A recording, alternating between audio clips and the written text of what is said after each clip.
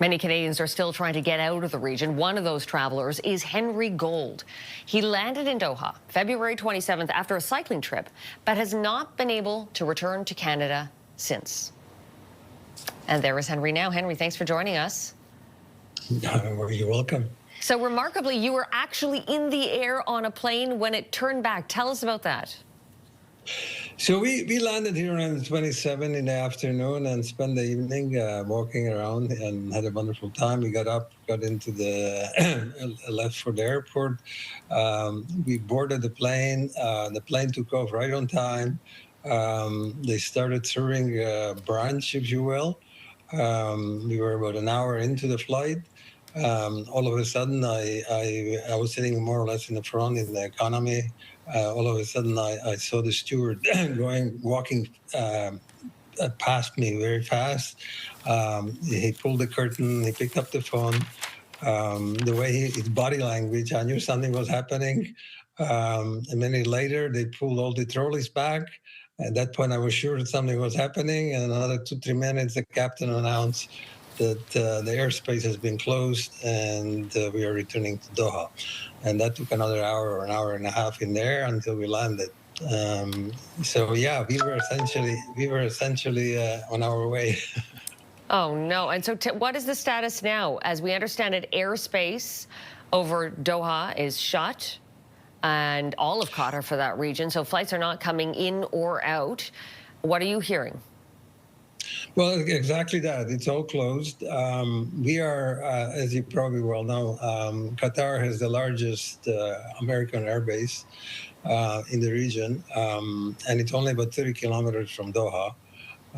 There are some other American support bases around here. So we are kind of on a flight path right to the American airbase.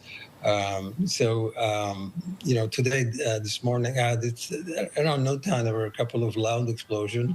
The windows were shaking. Obviously, they probably stopped a couple of missiles or something going on. So there's no flying around here except for military planes, obviously. We understand that 14 ballistic missiles, 4 drones have targeted Qatar since this conflict began.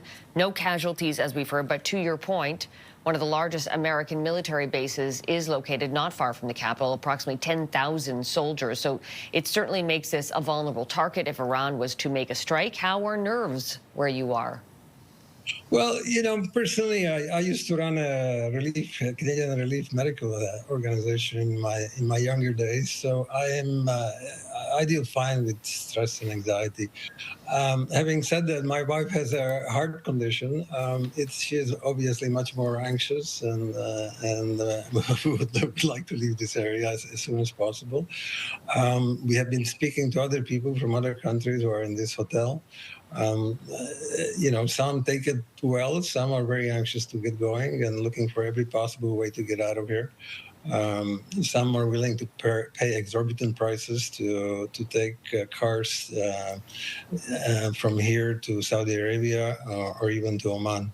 There's a lot of anxiety. As I said, some people deal with it very well. Other people have less experience with stuff like this, or their personalities are different, and so a lot of stress and anxiety. And obviously, our families overseas are continuously getting messages. Everybody's asking how we're doing and how we're keeping up, and they're trying to support us, etc., etc. Henry, hope that both you and your wife stay safe and that you get home soon. Good. Thank you very much. What else can I say?